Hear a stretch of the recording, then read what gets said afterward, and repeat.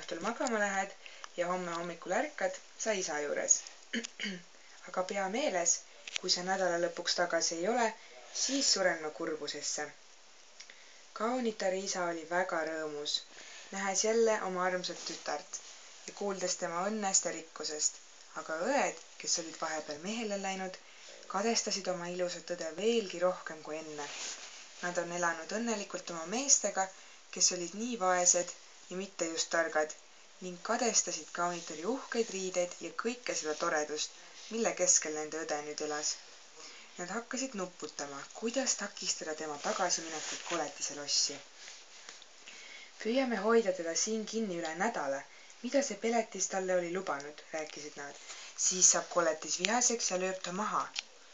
Õed tegid näo, et armastavad oma nooremat õde hirmsasti ja kui tagasipöördumisaeg kätte jõudis, valasid nad pisaraid, kallistasid ja palusid, et ta veel ei lahkuks, vaid oleks kas või päeva veel. Kaunitaril hakkas neist nii kahju ning ta soostus lõpuks veel ühe päeva isa kodus olema, kuigi ta süda oli raske vaesele koletisele mõeldes. Kus Miila? Nii ribid mul praegu. Öösel oma voodis magades nägi ta und. Ta nägi, kuidas koletis sureb kurbuse ja südamevalu kätte ning uni tundus nii tõeline, et ta rusutult üles ärkas.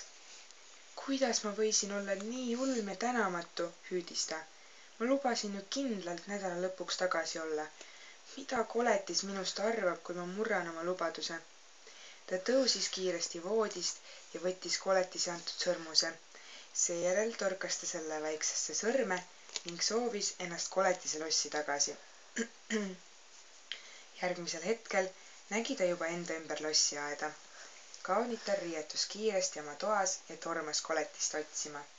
Ta jooksis läbi kõik toad ja saalid, kuid ei leidnud majahärrat kuskilt. Lõpuks jooksis ta aeda ning seal väikesel muruplatsil, kus nad tihti koos olid istunud, nägi ta koletist surnuna maas lamamas. Kibedasti nuttes vajus tüdruk vaese koletise kõrvale põlvili. Oh koletis, oh armas koletis, nuuksus kaunitar. Kuidas ma võisin küll olla nii isekas ja julm ja ebasõbralik? Koletis on nüüd kurbusesse surnud.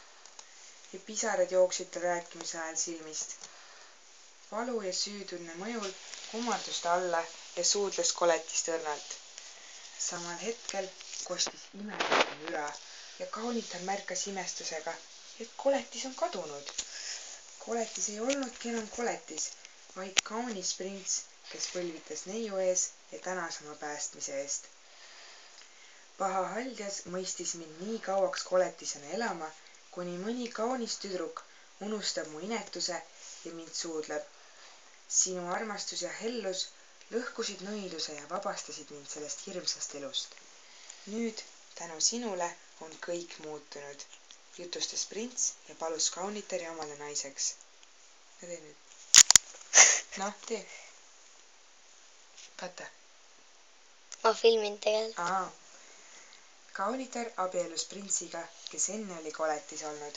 Nad elasid koos tema lossis ja valitsesid kuningriiki ning olid alati õnnelikud.